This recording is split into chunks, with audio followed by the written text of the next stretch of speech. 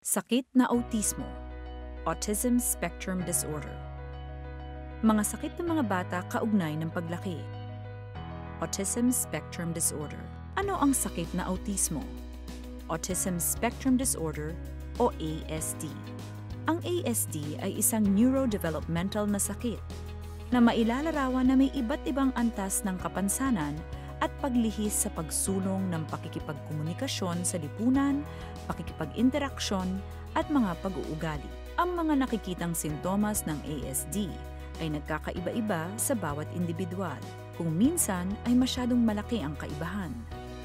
Ang mga sumusunod ay ilan sa mga karaniwang klinikal na nakikita. Ang kanilang pakikisalamuha na may kaugnayan sa mga aspetong panlipunan ay maaaring magkaiba-iba mula sa pagiging hindi pala kaibigan o lumalayo, aloof, hindi tumututol, passive, hanggang sa masyadong maramdamin, overpassionate, o mga pag-uugaling may kakatuwang mga gawi, odd-mannered.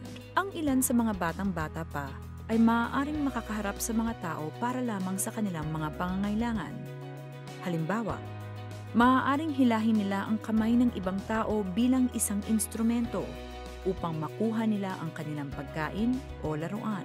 Ang ilang mga bata ay maaaring magpakita ng limitadong pakikipag-ugnayan sa lipunan.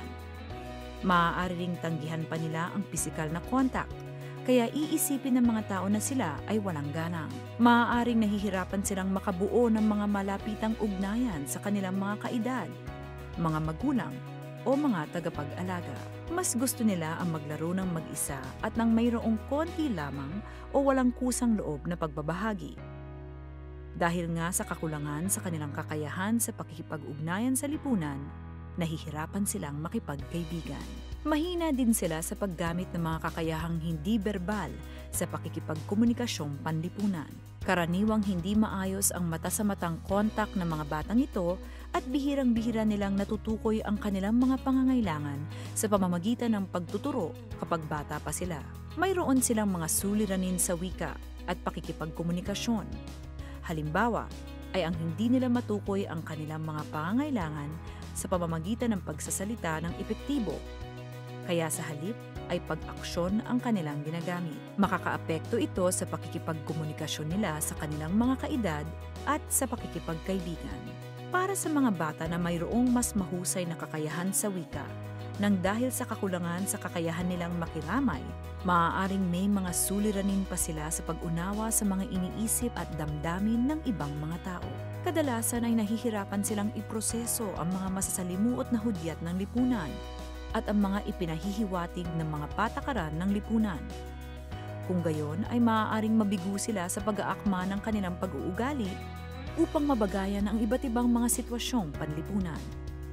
Halimbawa, wala silang kabatiran na kailangan nilang maging maganda ang kanilang pag-uugali kapag haharap sila sa kanilang mga guro o sa mga tao na hindi nila kilala. Karaniwan sa maagang pagkabata, ang mga pag-uugaling paulit-ulit o kakulitan. Karaniwan sa maagang pagkabata ang mga pag-uugaling paulit-ulit o kakulitan tulad ng paghihilera ng mga bagay-bagay, pagbubukas at pagsasara ng mga pintuan, o pagpapaikot ng mga gulong ng laruang kotse. Ang pagwiwisik-wisik ng mga kamay, pag-uumpog ng ulo o pagpapaikot-ikot ng sarili ay maaaring mangyari sa ilang mga bata kapag napupukaw ang kanilang damdamin o kung sila ay nabubulabog. Ang ilang mga bata ay may mahigpit na sinusundang pang-araw-araw na nakagawiang gawin o routine at nahihirapang tanggapin ang mga pagbabago. Halimbawa, maaaring magpumilit sila na dumaan sa isang katulad na ruta, pagpapanatili ng kanilang mga gamit sa orihinal na posisyon ng mga ito o tumatangging sumubok ng bagong pagkain. Ang mga maliliit na pagbabago sa kanilang pang-araw-araw na nakagawiang gawin o routine ay maaaring maging sanhi ng matinding pagdurusa sa mga batang ito. Ang ilan ay maaaring mayroong mabababaw at restriktadong mga interes. Halimbawa, maaaring gusto nilang sauluhin ang mga ruta ng bus, ang mga pangalan ng mga istasyon ng MRT, o ang mga impormasyon tungkol sa kalawakan at mga dinosoro. Ang iba ay maaaring may mga suliranin sa pagpoproseso ng suliraning may kaugnayan sa pandama. Maaaring kulang o sobra ang reaksyon nila sa mga pangyayaring may kaugnayan sa ipinadama sa kanila, sensory inputs, na lumikha ng malaking takot o pag-uugaling umiwas. Ang ilang mga bata ay hindi nagpapakita ng gaanong pakiramdam kapag nasasaktan o kung magbabago ang temperatura. Ang ilan ay maaari ring labis-labis talaga ang pangangalap ng mga gawaing pupukaw sa kanilang pandama. Halimbawa, maaaring gustong-gusto nilang hawakan ng mga bagay na may tukoy na kinis o gaspang, o naghahanap sila ng mga bagay na paikot-ikot. Ano-ano ang mga sanhi ng sakit na autismo o Autism Spectrum Disorder?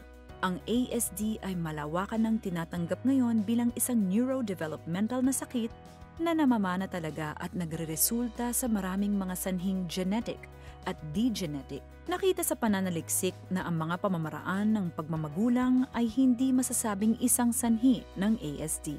Mayroong matibay na ebidensya na ang mga bakuna para sa beke, tigdas at rubella, mumps, measles and rubella ay walang kaugnayan sa ASD. Paano nakakaapekto sa mga bata ang sakit na autismo o Autism Spectrum Disorder? Ang ASD ay sakit na panghabang buhay. Maaaring maging sanhi ito ng iba't ibang mga epekto sa mga bata sa iba't ibang bahagi ng kanilang paglaki ng may iba't ibang katindihan. Kabilang dito ang kahinaan sa mga pakikipag-ugnayang panlipunan, pag-aakma sa paaralan o sa trabaho, at pagganap kaugnay ng pakikibagay sa lipunan. Ang mga bata na mayroong ASD ay nagkakaiba-iba talaga sa nakikitang suliranin nila. Ang naturang pagkakaiba-ibang ito ay may kaugnayan sa kanilang edad, kakayahan sa wika, intelektual na pag-unlad, at tinatanggap na kaugnay na therapy. Ang mga bata na may ASD ay kadalasang mayroong mahinang kakayahan sa wika. Maaaring mayroong pagkakaiba-iba sa kahinaan nila sa wika, kabilang ang kabagalan sa pag-intindi, sa pagpapahayag, at sa mga kakayahang kaugnay ng pagiging praktikal.